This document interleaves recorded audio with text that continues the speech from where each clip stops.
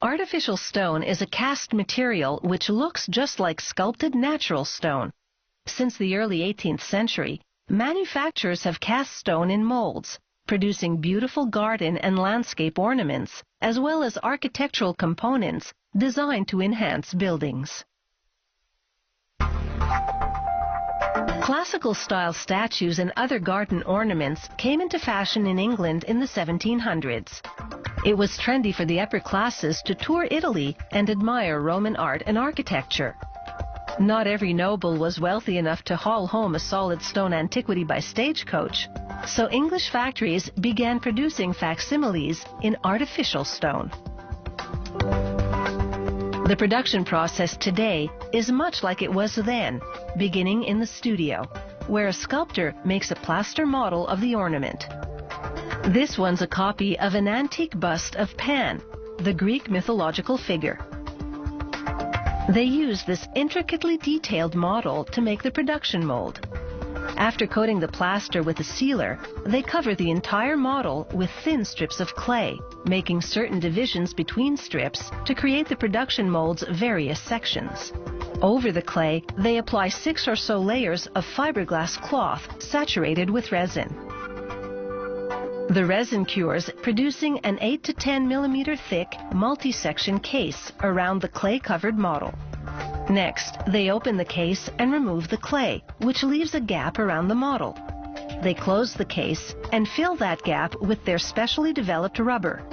When the rubber cures, they open the case and remove the model, revealing a rubber mold which bears all the model's intricate details.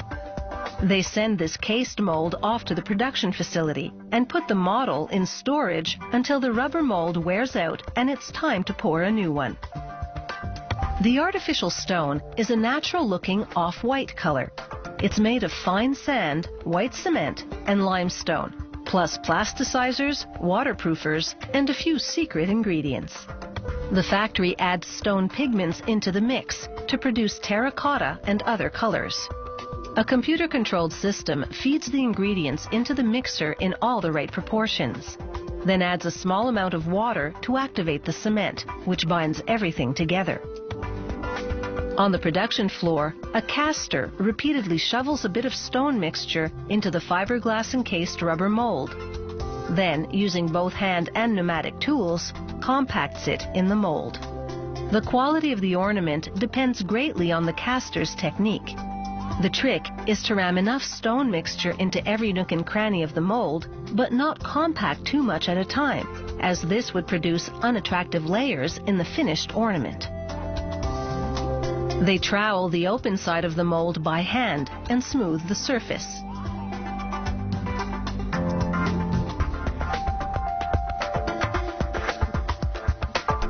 The stone mix takes 24 hours to reach an initial set. Then, section by section, they unbolt the case and peel off the rubber mold.